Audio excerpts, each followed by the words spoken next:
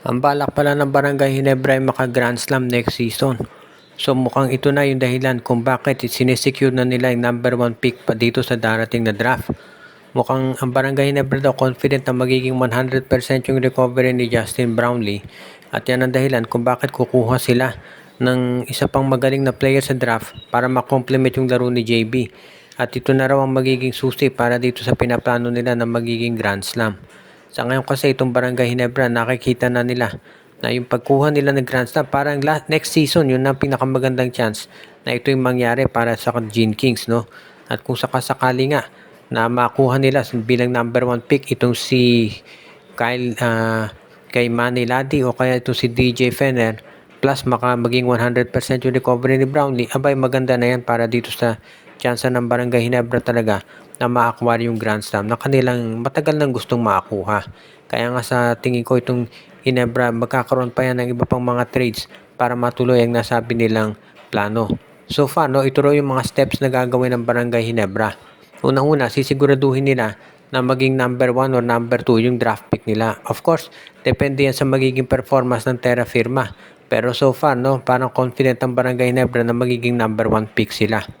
Kapag naging number 1 pick, mamimili na Ginebra kung sino kukunin.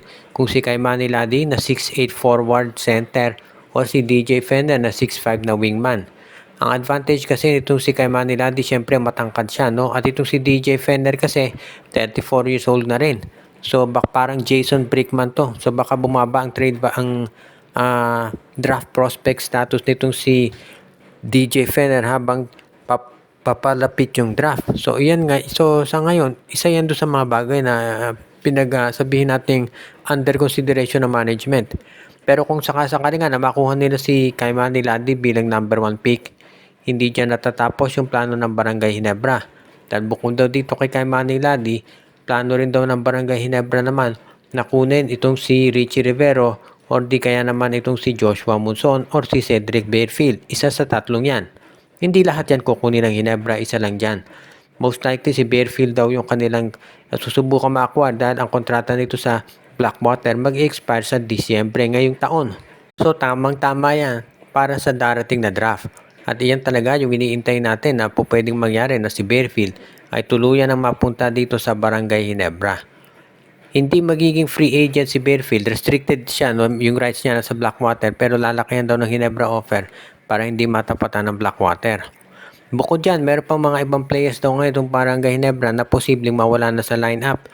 Kabilang dyan ito si Jason David, si Norbert Torres at si Isaac Go. Yan daw yung mga players na baka matangga na dito sa Ginebra. Inaasahan naman natin na magiging 100% yung pagbabalik ni Scottie Thompson mula sa injury, kaya nga yan makakatulong dito sa Gene Kings. Ang hindi pa sigurado kung anong magiging status ni Stephen Holt at Jeremiah Gray. Dati kasi nung natatandaan ninyo, ang future daw sana ng Barangay Ginebra, si Malonzo, si Gray at itong si Stephen Holt. Pero wala na to si Malonzo, naglalaro na sa Japan. Si Jeremiah Gray naman, very inconsistent yung laro at pati na si Stephen Holt. So baka itong mga players na to ay hindi na maging part ng future ng Barangay Ginebra, baka nga matrade na sila eventually. As it is, alam natin na wala namang imposible pagdating sa SMC at sila talaga ay gumagawa ng hakbang para masiguro na palaging malakas ang Ginebra. At dahil nga ang plano nila Grand Slam next season, tuluyan na talaga na makikita natin dito na magiging isa to dun sa siguradong aabangan natin itong gagawin ng Barangay Ginebra para ipakita sa lahat na sila ay magiging seryoso dito sa kagustuhan nilang Grand Slam.